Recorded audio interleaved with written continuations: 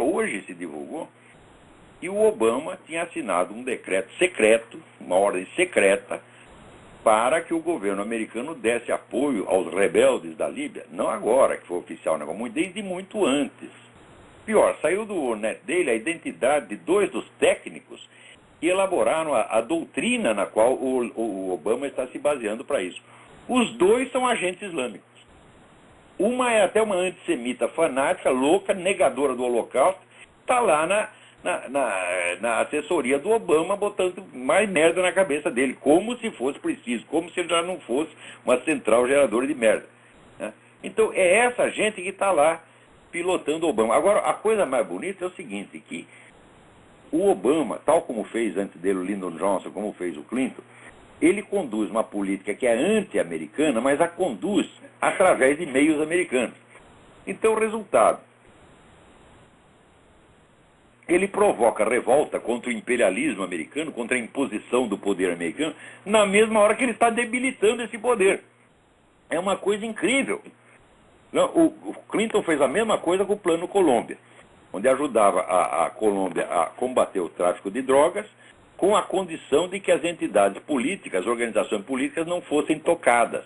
Resultado, acabou os cartéis e subiu a FARC ganhou o monopólio, criou o Foro de São Paulo, né, subsidiou o Foro de São Paulo, e hoje a América Latina inteira é anti-americana. Foi isso que o Clinton fez. Vai dizer que ele não sabia? Foi um erro? Falava, o que é isso? Sabia perfeitamente, né? Aliás, as pessoas... pessoas que raciocinam com base só na definição das palavras e não sabem captar a tensão entre os conceitos abstratos e os dados da realidade que teoricamente lhes correspondem, elas acham assim que capitalismo é capitalismo, socialismo é socialismo. Então, não concebem, por exemplo, que grandes capitalistas estejam aí fomentando o comunismo, que é a coisa que eles mais fazem desde os anos 40. Então, o resultado, esse pessoal já não entende a história do mundo faz 70 anos. Então, no debate que eu estou tendo com o professor Duguin, eu estou colocando lá na próxima semana uma comunicação que explica isso aí, por que os grandes capitalistas do mundo, desde os anos 40, não fazem outra coisa senão fomentar movimentos socialistas. Né? Agora, para entender isto, é preciso que você saiba analisar um conceito abstrato e saber compreender a dialética da transformação de um conceito abstrato em realidade prática. Porque o velho Hegel, que era um mestre, era um filho da puta, mas era um filósofo de enorme competência, ele já ensinava o seguinte: para um conceito abstrato se transmutar em realidade concreta, a primeira coisa que ele tem que fazer é se transformar no seu contrário. Ele já ensinava isso. Guiados por esta observação de Hegel, você pode observar as transformações que o conceito de socialismo tem que passar para ele passar do papel para a realidade, para existir uma coisa chamada socialista. Eu vou até dar um resuminho aqui. O que você chama de socialismo? Socialismo, a definição de socialismo é a propriedade estatal dos meios de produção. Propriedade, portanto, legal. Mas acontece que o conceito de propriedade legal só existe dentro do conceito burguês que justamente o socialismo pretende destruir. Então, isso quer dizer que propriedade estatal dos meios de produção não é propriedade legal. Não há mais legalidade quando você faz essa transição. Você destrói não só a propriedade privada, você destrói a ordem legal e a própria noção de ordem legal. Vamos dizer, dos pontos de honra do socialismo é ele jamais ceder ao formalismo jurídico. O socialista quer raciocinar com base na realidade concreta. Então eles entendem que a propriedade estatal dos meios de produção não é propriedade legal. Mesmo porque tendo propriedade legal, você passa a ter a responsabilidade legal também. Por exemplo, um empresário que tem a propriedade legal de uma empresa, ele também tem a responsabilidade legal por ela. Se ele cometer alguma infração, ele pode ser processado. Ora, quem vai processar o Estado comunista e o Estado socialista? Ninguém.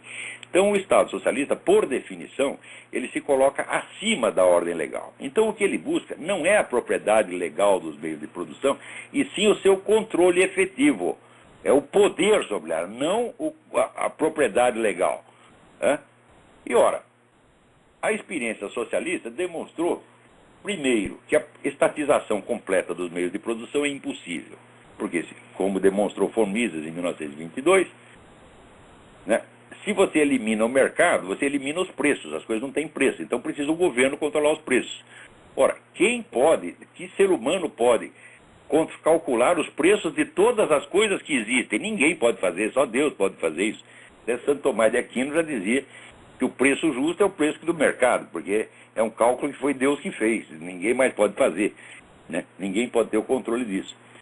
Então, não podendo haver o controle de preços, não pode haver economia planejada e, portanto, não pode haver socialismo. Socialismo jamais existirá, por definição. O que vai existir é um socialismo meia-bomba, na qual o governo controla uma parte e deixa lá uma parte de livre mercado clandestino, como aconteceu na Rússia, como aconteceu na China, etc. Isso sempre aconteceu. Então, o que existe, na verdade, não é o socialismo, e sim o Estado socialista. Existe o Estado socializante. Quer dizer, o Estado que vai avançando cada vez mais no controle da economia, sem nunca chegar ao controle total, que seria a estatização, porque é autocontraditório. Então, esqueçam o socialismo. Não existe Estado socialista, existe Estado socializante. O Estado socializante é que ele vai controlando cada vez mais os meios de produção. Ora, quanto mais controle você faz, você põe controle fiscal, controle trabalhista, controle policial, controle técnico, resultado, as pequenas firmas não aguentam. Então elas vão à falência ou são vendidas para as grandes empresas.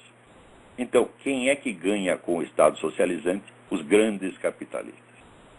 E é por isso mesmo que eles fomentam o socialismo há 70 anos, pelo menos, porque eles sabem que não existe risco da estatização total. Não existe hoje, não existe.